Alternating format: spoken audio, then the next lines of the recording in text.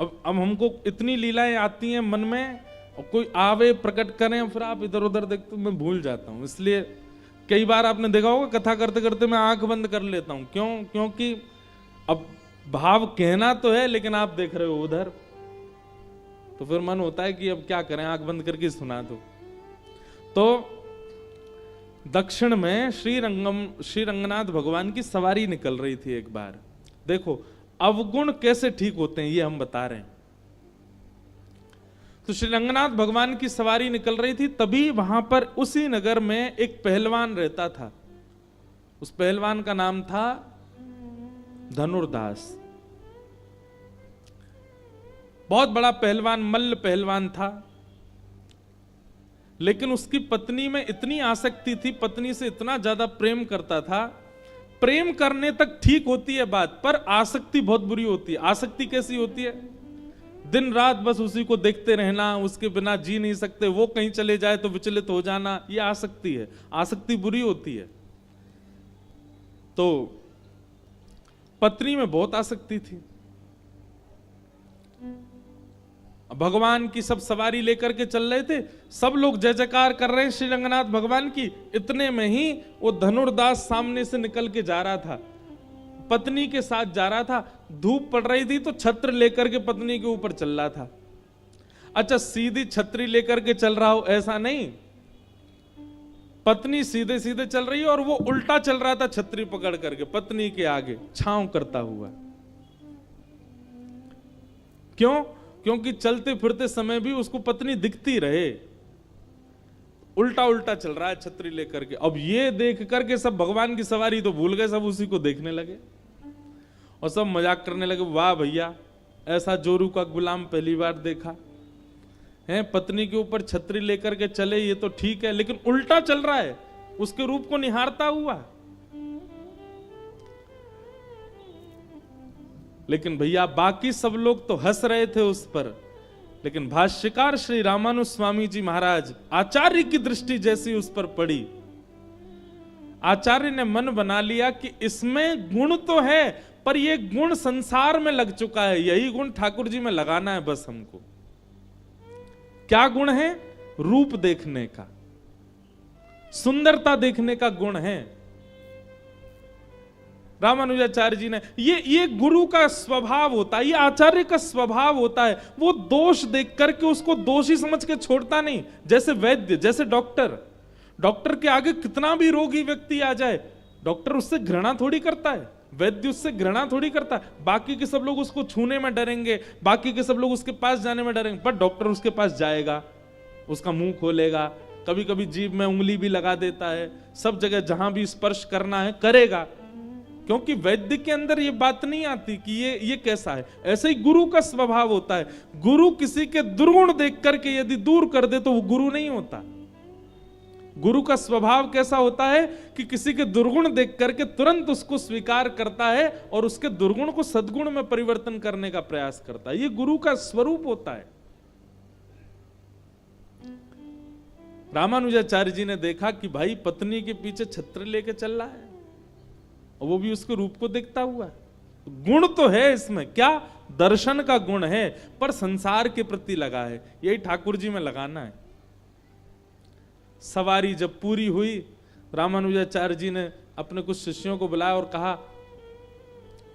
वो जो छतरी लेकर के चल रहा था अपनी पत्नी के पीछे, तो सब जोर के हंस के बोले, अरे वो धनुर्दास है महाराज, वो जब निकलता है घर से तो पूरा नगर तमाशा देखता है, अपनी पत्नी के पीछे पीछे ऐसे आगे आगे चलता है उल्टा छतरी लेके। हाँ, उसी को बुलवाओ, मठ में बुलवाओ।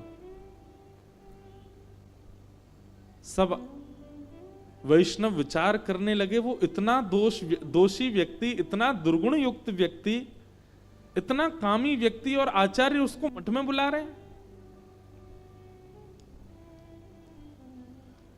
सब गए और धनुर्दास के पास जाके कहा, बोले श्रीमद रामानुजाचार्य जी महाराज ने आपको बुलाया है, चलो।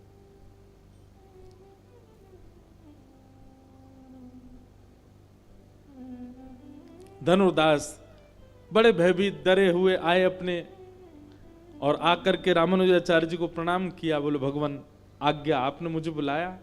बोले भैया आज ठाकुर जी की सवारी चल रही थी, तुम उल्टे उल्टे चल रहे थे छतरी लेके अपनी पत्नी के आगे। बोले महाराज मैं क्या बताऊं, उसने तो अपनी पत्नी पुराण प्रारंभ कर दिया। उसके नेत्र ऐसे हैं, उसकी नासिका ऐसी है, उसके कान ऐसे हैं, उसके गाल ऐसे हैं, उसकी मुस्कान ऐसी है, उसके केश कैसे हैं। रामानुजाचार्य जी बैठे बैठे सुनते जा रहे हैं।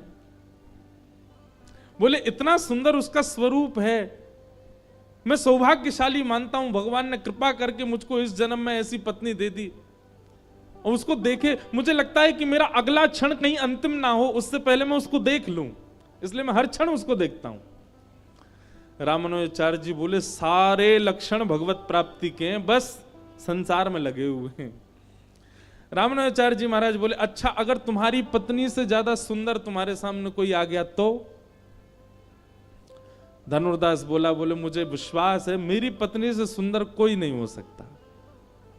बोले अगर मैंने उससे सुंदर तुम्हें कुछ दिखा दिया तो? धनुर्दास बोला पहले तो मुझे अनन्य विश्वास है कि होगा ही नहीं, और कदापि यदि मेरी पत्नी से सुंदर कोई आ गया तो मैं जीवन भर के लिए उसका दास बन जाऊंगा। ऐसी निष्ठा हमारी भी नहीं होती। भगवान निष्ठा हो तो ऐसी हो जैसी धनुर्दास की। भगवान से सुंदर कोई और दिख जाए तो धनुर्दास पहले ही कह रहा है कि मेरी पत्नी से सुंदर कोई होगा ही नहीं, पहला विश्वास मेरा यही है। ऐसा ही होना चाहिए निष्ठावान को। हमारी निष्ठा कैसी? मंगलवार हनुमान जी को पूछते जा रहे हैं, एक आध 2 महीना बाद ही अगर हमारे व्यापार में थोड़ी कटौती हो जाए, लॉस हो जाए, तो किसी के कहने पर बदल देते हैं हनुमान जी को। बोले अब हनुमान जी तुम तो औरों से पूजवा, हम तो अब उनको पूजेंगे। उनको पूजने से हमारी निष्ठा तो ऐसी है।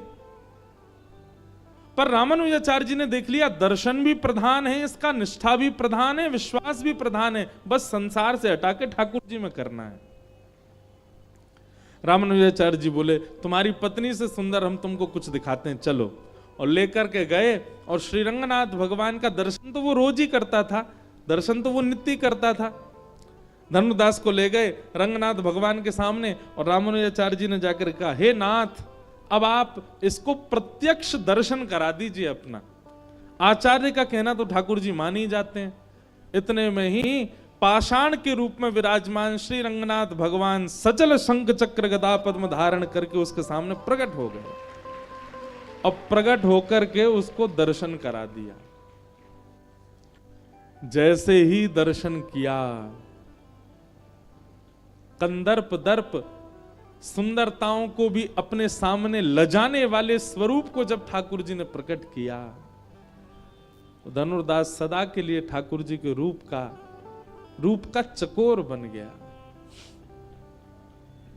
कैसे सुंदर नेत्र, कैसी सुंदर नासिका, कैसे सुंदर कर्ण, कैसे सुंदर हाथ, कैसे सुंदर चरण, सर्वांगीण अंग का दर्शन करके आज धनुर्दास ने रामानुजाचार्य जी को वंदन किया। बोले भगवान मेरे नेत्र सदा व्याकुल रहते थे सुंदरता देखने के लिए, लेकिन आज वो देखा है कि अब इसके बाद और कुछ नहीं देखना।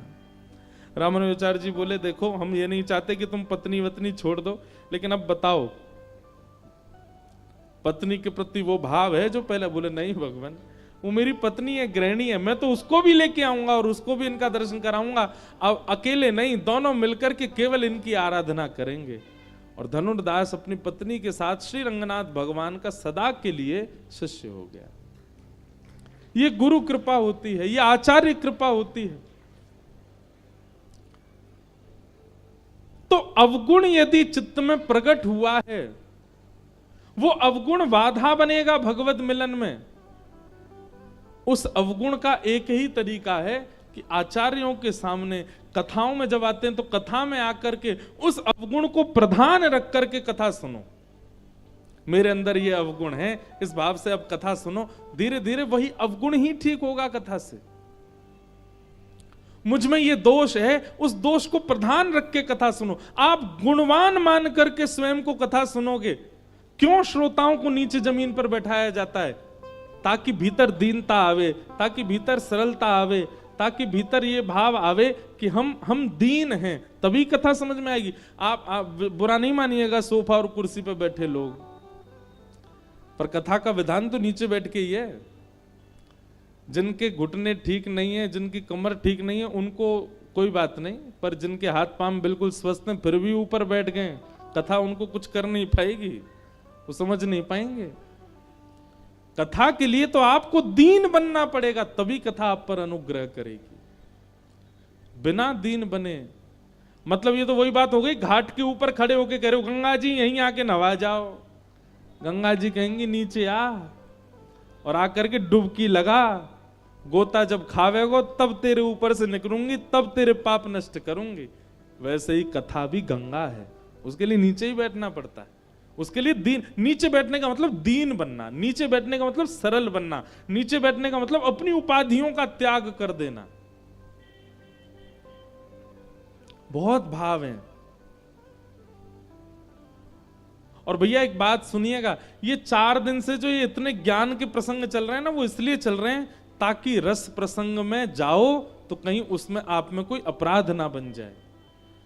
क्योंकि जब रस प्रसंग में जाते हैं ना, श्री जी और ठाकुर जी के नित्य लीला का जब हम श्रवण करते हैं, ठाकुर जी के नित्य विहार का जब हम श्रवण करते हैं, तो कहीं ना कहीं किंचित उन लीलाएं और उन भावों में हमारे चित्त में कोई दोष उत्पन्न ना हो जाए, इसके लिए ये ज्ञान के परकोटे लगाने पड़ते हैं। पहले उसके लिए चित्त की शुद्धि आवश्यक है। इसलिए आप सब में देखो, हम लोग गुणवान नहीं है, बहुत अवगुण है हमारे अंदर। उन अवगुणों को अभी चिंतन कर लो यहीं बैठे बैठे, मेरे अंदर क्या क्या अवगुण है जो आपको पता है और हम सबको पता है हमारे अंदर अवगुण क्या है। उन अवगुणों को चित्त में धारण करके तब कथा सुनो। कथा आपको परिवर्तित कर देगी। 7वें दिन वो अवगुण का नामो निशान नहीं बचेगा जीवन में। ये कथा का प्रभाव है।